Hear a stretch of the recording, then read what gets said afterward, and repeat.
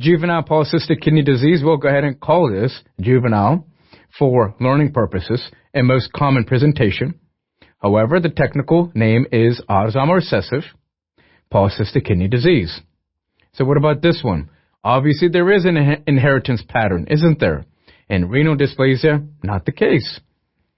Bilateral cystic diseases, cysts in the cortex and medulla. I want you to pay attention to the location of the cysts, both kidneys, cortex, and medulla.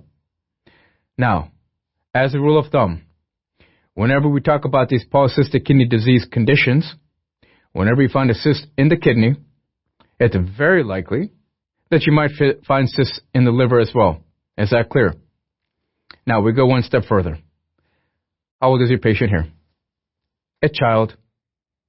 A child is having cysts in the kidney. Okay. Now, there are cysts that are also developing in a child's liver. Uh-oh. Why? All of a sudden, you're damaging the liver. As soon as you bring in any type of injury to an organ, except the brain, shall we say, you're going to recruit fibroblasts that are then going to deposit what? Collagen. Why did I exclude the brain? The brain doesn't have fibroblasts. But most other organs, especially the liver, has fibrosis taking place. Can you imagine this child in which all of a sudden fibrosis of the liver is taking place? A child. The child's liver hasn't even had a chance to develop yet. Uh-oh. Give me the sequelae. It's called portal hypertension. What is this condition called here with autosomal recessive polycystic kidney disease?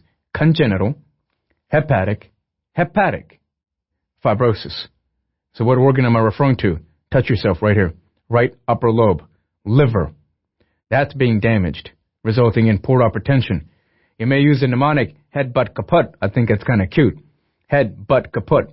All portal hypertension. Now by head, work with me here. Esophageal varices. The most important one, isn't it? That's what we'll focus upon. Why? Imagine if you had esophageal varices taking place and you have swelling of your blood vessels, of a child's blood vessels, up by the esophagus. Then what happens? They might have rupture. Rupture may then take place, resulting in choking and suffocation effects of the child, resulting in rupture of the esophageal varices. What do you know about esophageal varices? You need to get in there and treat the patient ASAP. Your child might die. You don't want that. Portal hypertension, not your head. Butt kaput, what is that? Your butt would be hemorrhoids, and then kaput would be kaput medusa. Is that clear?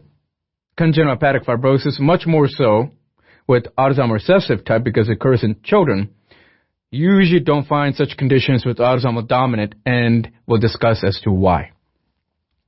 Enlarged kidneys at birth, most serious types are incompatible with life. Once again, you know about if the kidneys are not properly developed as a infant, as a fetus, what is Potter's sequence? Oligohydramnios.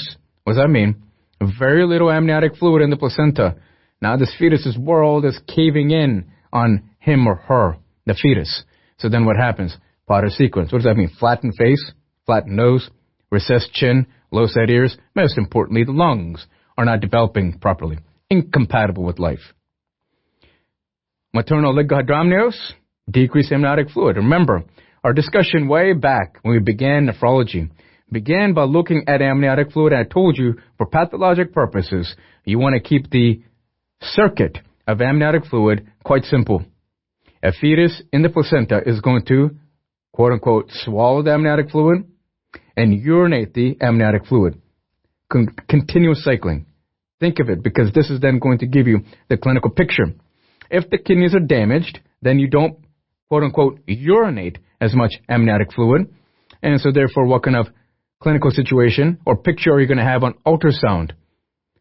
Oligohydramnios. Good.